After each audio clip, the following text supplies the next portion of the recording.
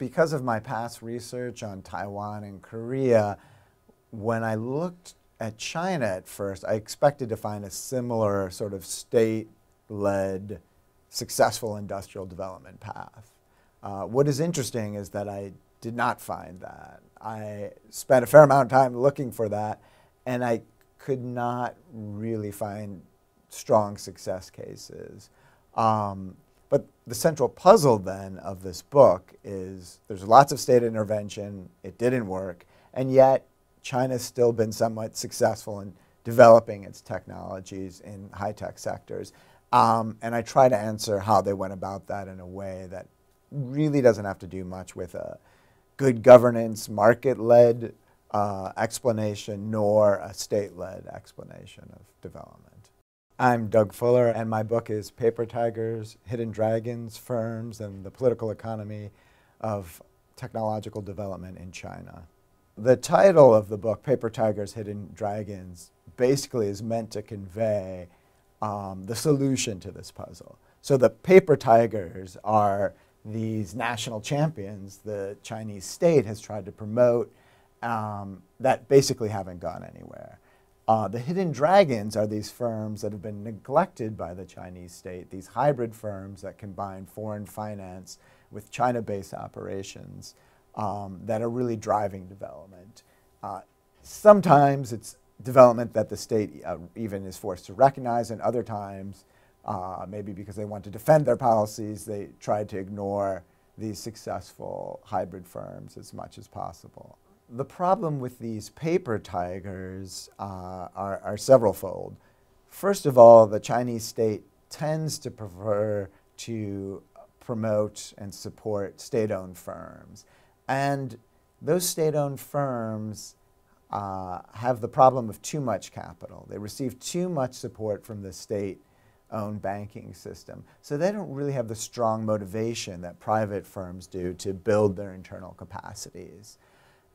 And also, because they are vehicles for state policy, they often have many other objectives assigned to them other than improving the capabilities of the firm itself. With state procurement, basically these firms are turning further and further away from the competitive marketplace to focus on feeding at the state trough of procurement. So it undermines any initial motivation they had for being competitive in the marketplace. And this is why I also point out that it's not only purely state-owned firms, but firms that are private but become state-favored that have problems, firms such as Lenovo, because the draw of this state procurement and state favor is so strong that it undermines their market-based incentives. In contrast, the one standout that has state favor and somehow has still done well is Huawei.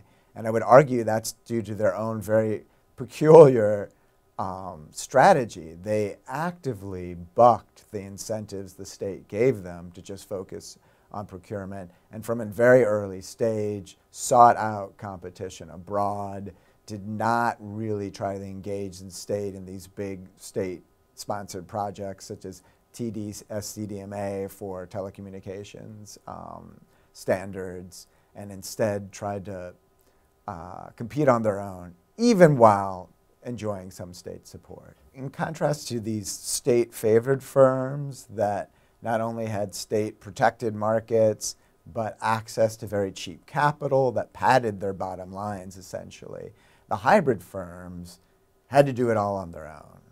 If they had access to capital, it was from foreign venture capital firms who were looking to make a return.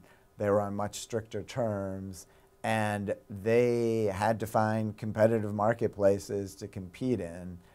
They weren't typically able to enter these state procurement chains. In fact, a lot of the hybrids ultimately were very foreign market oriented, precisely because that's where the market opportunities were. The market in China was so skewed by state favoritism towards the state-owned firms and a few others. Why do these hybrids matter at all for China or for how we think about the world? Well, first of all, these hybrids matter because when you are assessing the performance of Chinese firms, you have to really figure out how they fit within China itself. If these firms are very close to the state, probably they're under an incentive structure that won't work very well in these rapid high-tech industries. You're much better off finding successful firms who adopt this hybrid structure. Second of all, there are a lot of implications here for what type of policies China should embark upon. Thus far, unfortunately, China seems to be doubling down on focusing most of its industrial policy efforts on these favored firms, particularly state-owned firms, and not incorporating hybrid or even just small private enterprises into a lot of their policy making. This suggests that China's industrial policy will continue to remain ineffective.